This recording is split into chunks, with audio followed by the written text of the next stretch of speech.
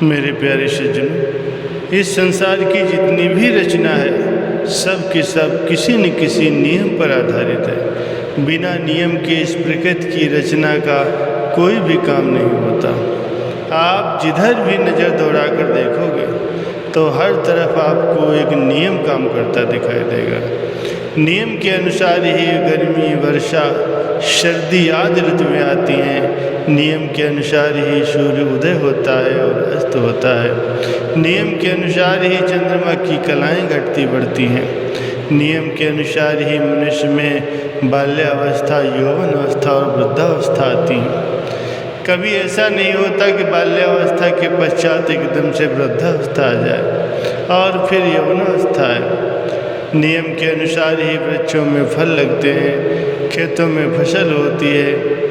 कहने का मतलब ये है कि सृष्टि की इस रचना में जितने कार्य हो रहे हैं सब नियम से हो रहे हैं। किसान खेत में बीज डालता है, वो बीज अपने नियम के अनुसार अंकुर के रूप में फूटता है। धरती फोड़कर बाहर निकलता है, पौधा बनता है और समय पर फसल तैयार होती है। किसान को एक नियम के अनुसार खेत में पानी और खाद देना होता है। समय समय पर गुड़ाई निराई करनी पड़ती है। पशु पक्षियों से अपनी फसल को बचाना पड़ता है। इसी तरह अन्य सारे काम जो किसी न किसी नियम पर आधारित हैं वो सब करने पड़ते हैं। ठीक इसी प्रकार मनुष्य का हर काम भी तभी ठीक ठाक हो सकता है जब वो नियम पर आधारित हो। उदाहरण के लिए कोई मनुष्य शारीरिक दृष्टि से बलवान बनने का इच्छुक है तो वह अपने मन चित्त की समस्त वृत्तियों को शारीरिक बल बढ़ाने में लगा देता है।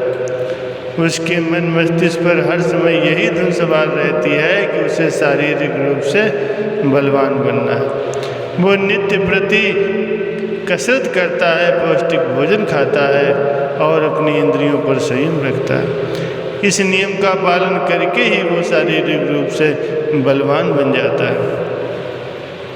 यदि वो इस नियम का पूरी तरह से पालन नहीं करे, कभी कसरत करे कभी न करे या पौष्टिक भोजन न करे अथवा इंद्रियों पर संयम न रखे तो क्या वो शारीरिक रूप से बलवान बन सकता है? कभी नहीं। एक दूसरा मनुष्य अगर धनवान बनने का इच्छुक है तो वो धन कमाने में ही अपनी मन की समस्त वृत्तियों को लगा देता है। उसके मन मस्तिष्क पर हर समय एक ही धुन लगी रहती है कि मुझे धन कमाना है, धनवान बनना है। इस धन की चिंता में ही वो दिन रात ग्रस्त रहता है। धन के अतिरिक्त और कोई बात उसे सूझती ही नहीं। इसका फल ये होता है कि प्रकृति उसकी सहायता करती है और उसे अपने उद्देश्य में सफल होने के साधन और उपाय सूझने लगते हैं। उन साधनों को अपनाने से वो एकाग्रचित्त होकर उसमें लगता है तो वो एक दिन धनवान व्यक्ति बन जाता है। लोग देखकर हैरान होते हैं कि ये व्यक्ति निर्धन से एकदम से धनवान कैसे बन गया। वे ये नहीं सोचते कि उसने धनवान बनने के लिए अपने मन चित्त की समस्त वृत्तियों को धन कमाने में लगा दिया। इस लक्ष्य को प्राप्त करने के लिए उसे अनेकों कष्टों का सामना करना पड़ा, तब कहीं जाकर उसे इस कार्य में सफलता प्राप्त हुई। आध्यात्मिक क्षेत्र अथवा रूहानियत का क्षेत्र में यही नियम काम करता है। एक जिज्ञासु जो परमात्मा को प्राप्त करने अथवा भक्ति प्राप्त करने का इच्छुक है, उसके लिए वो दिन रात सुमिरन भजन के साधन अपनाता है। तो सुमिरन भजन में जब तक वो मन चित्त की समस्त वृत्तियों को एकाग्र नहीं करता अथवा यूं कहा जाए कि जब तक वो एकाग्रचित होकर के मन से सुमिरन ध्यान नहीं करता तब तक वो अपने उद्देश्य में सफलता प्राप्त नहीं कर सकता। सफलता प्राप्ति के लिए इस नियम का पालन करना उसके लिए परम आवश्यक है। इसीलिए महापुरुष सुमिरन ध्यान के विषय में उपदेश करते हैं। सुमिरन की शुद्ध यूँ करो जो गागर पनिहार, हाल डोले श्रुत गगन में कहे कबीर विचार। कबीर साहब जी स्पष्ट शब्दों में फरमाते हैं कि मन को एकाग्र करके सुमिरन ध्यान करना चाहिए। किस प्रकार सूरत को सुमिरन ध्यान में लगाना चाहिए उसके लिए प्रमाण दिया है। पहला प्रमाण दिया है कबीर साहब जी ने पनिहारिन का कि परमात्मा के स्मरण ध्यान की शुद्धि इस प्रकार से करनी चाहिए कि जैसे पनिहारिन अपनी सूरत को सिर पर रखी हुई जल से पूर्ण गागर में लगाते रखती है। आपने देखा होगा कि पनिहारने कुएं से पानी भर करके 2-2, 3-3 गागरें अपने सिर पर रख लेती हैं। मार्ग में एक दूसरे से बातचीत भी करती हैं, ऊंचे नीचे रास्तों पर चलती हैं, लेकिन उनका ध्यान पल भर के लिए भी अपने सिर पर रखी हुई उन गागरों से हटने नहीं पाता।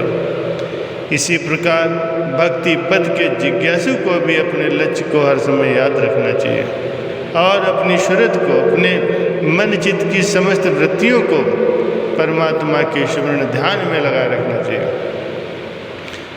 उसकी सूरत पल भर के लिए भी स्मरण ध्यान से नहीं हटनी चाहिए। श्री कबीर साहब जी ने दूसरा प्रमाण दिया है गाय और बछड़े का। गाय का मालिक गाय को चराने के लिए जब ले जाता है और बछड़े को घर में ही खूंटी के साथ बांध देता है, किंतु अन्य गायों के साथ चारा चरते हुए भी वो अपने बच्चे के ध्यान में ही खोई रहती है। उसका मन हर पल अपने बच्चे में ही लगा रहता है, एक पल के लिए भी वो उसे नहीं बोलती। इसी प्रकार जिज्ञासु को भी चाहिए कि अपनी सुरति को, मन की समस्त वृत्तियों को हर समय परमात्मा के स्मरण ध्यान में लगा रखे, एक पल के लिए भी उसका ध्यान इधर उधर न जाए। अगला प्रमाण दिया है मछली का। मछली पानी में रहती है और पानी ही उसके जीवन का आधार है। वो एक पल भर के लिए भी पानी के बिना जीवित नहीं रह सकती और पानी से अलग होकर वो व्याकुल होकर तड़पने लगती है और अपने प्राणों को त्याग देती है। यही दशा अभ्यासी की होनी चाहिए। स्मरण ध्यान के ही उसके जीवन का आधार बन जाना चाहिए। एक पल के लिए भी ये स्मरण ध्यान से उसकी सुरति हटी तो वो मछली की तरह से तड़प उठे। उसकी दशा इस प्रकार की हो जानी चाहिए कि जैसे गुरु नानक देव जी महाराज जी फरमाते हैं, आखा जीवे विसरे मर जाओ, किंतु ये स्थिति एकदम से नहीं आती। इसके लिए नित्य नियम पूर्वक अभ्यास करना आवश्यक है। संत महापुरुष अपने वचनों में फरमाते हैं कि अभ्यास में एक दिन का नांगा 40 दिन पीछे ले जाता है। इसीलिए नित्य पूर्वक अभ्यास करना अति आवश्यक है। जब नियम पूर्वक स्मरण ध्यान में अपनी सूरत लगाने का जिज्ञासु प्रयत्न करता है तो कुछ दिनों के अभ्यास से ही उसकी सूरत स्मरण ध्यान में लगने लगती है और फिर अभ्यास को निरंतर जारी रखने से जिज्ञासु उस स्थिति को प्राप्त कर लेता है कि उसकी सूरत सोते जागते प्रभु के स्मरण ध्यान में ही लगी रहती है और अपने जीवन के लक्ष्य को प्राप्त करके जन्म को सफल कर लेती है।